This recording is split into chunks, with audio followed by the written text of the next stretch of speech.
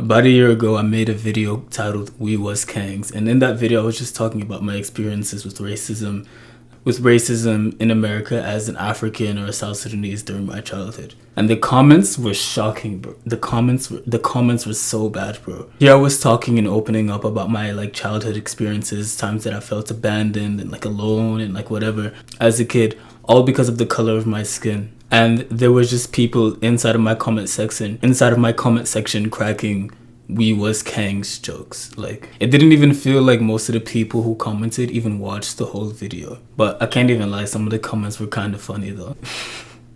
But because of this, I ended up just taking the L, and I just ignored that comment section for a while. But then about a week ago, as I was looking through my YouTube analytics, I was going through the comment section and I came across a particular comment of some guy basically just told me to stop being a crybaby and to shut up. And I'm not gonna lie, like as I was reading it, I felt kind of hurt because it was like, it almost felt like his like a rejection of like my story or experience or like how I felt about it. But I guess he did have a point. Then yesterday, I went back looking through my analytics and I went through the comments again.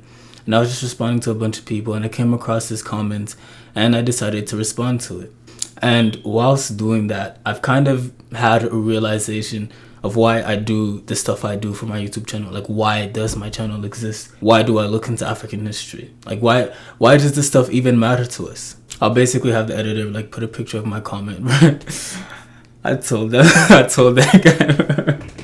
But essentially, from this comment, all I really just did was discover that I was inside of a rut. We all kind of are. We're all inside of this rut. Because who told us that we had to place our self-worth on something like history, something that we have no control over? Because for so long, if you're anything like me, you've probably spent the most of your life dealing with the consequences of racist narratives that were formed in the early 19th and 20th centuries, but like these old, weak, frail white men. I realized that with my channel, I was exposing or discovering that us black people do have history, but also that we're creating history. And I know that sounds kind of cliche, but it's kind of true. History is just recorded events, right? So like technically this is history, like me. Please don't. Before you hop off of this video and like think I'm just talking shit, look at everything that black people have accomplished in recent years. Look at all the black TV stars, hip-hop artists, rappers.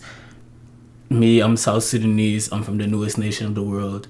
We've had like a really long bloody fight for our independence, and like there's just so many other stories of things we didn't hear about. But despite these connections or despite these events, I realized you don't really need to have a blood connection to certain people or historical figure in order to be able to appreciate their accomplishments. You don't really need to have any real world connection technically, because imagine these two different characters or people who are researching history.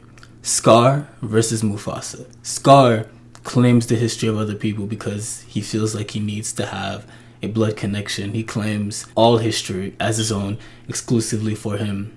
But because of this, he argues in forums about people and things that nobody cares about. He's full of depression because of the words of like old dead people. And he feels jealousy and envy against people who actually have a real claim to some great history or historical figure. And he just lives a poor life because of this. Versus somebody like Mufasa, who learns about world history and not just the history of his people. And he doesn't need to feel a blood connection to any historical people or past events to appreciate the stories and the people. Because of this, he can be more objective with his approach. Because of this, he grows and lives an awesome life. And I have to be honest with you, whether you actually descend from something or not, technically don't really have anything to do with it. After we're all gone, the only things that's going to be left here is like our accomplishments and things that we're doing now. And I don't want my greatest accomplishment to be proving that something or somebody was black. Because I feel like it's just, why would I want it? There's so many better things that I could be doing and accomplishing than proving that somebody was black. And when you realize all of this, when you kind of look back at all of this, you realize that the main thing that you're chasing after whenever you're chasing for these things.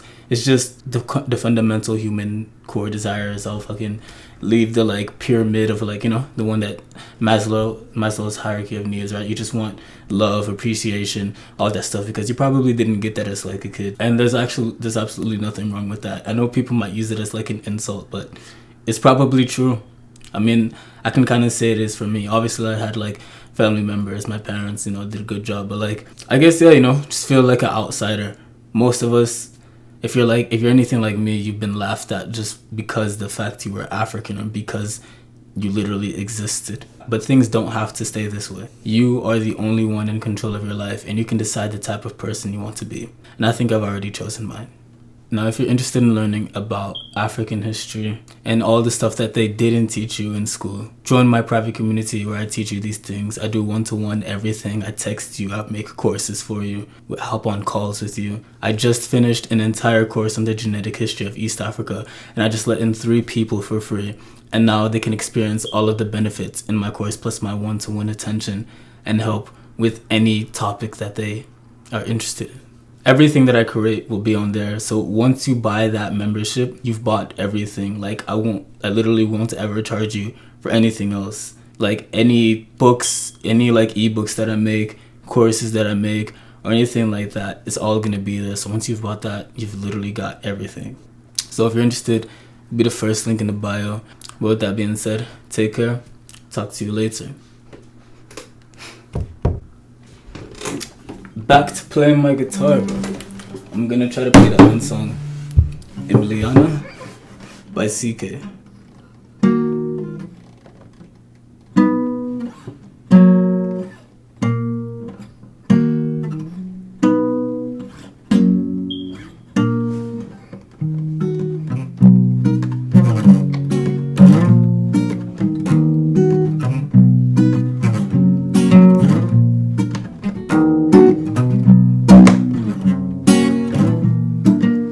See, you can tell I'm not really the best. My like strumming is very off. Like I can't.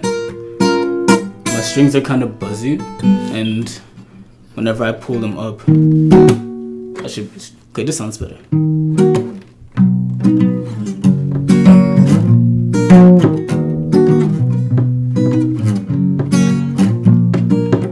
Sounds better, but it could be better. Anyways, if you like watching me play guitar, let me know. I'll do more of these. I'll learn more songs for you guys. And maybe I got this guitar back in like my, what was it, bro? It was my like senior year in high school. So like back in 2021 and like the year 2021, 2022. And I just had, I used to love playing guitar. I was making music during that year. One of the happiest moments of my life. And I just stopped after high school. So maybe I can like pursue both of my dreams here, right? Being a big YouTuber, playing guitar, making music, being a model. I also want to be an actor. I also want to do acting. I don't know if you've watched Blood and Water. I'm just talking. But yeah, like there's so many things that I want to do.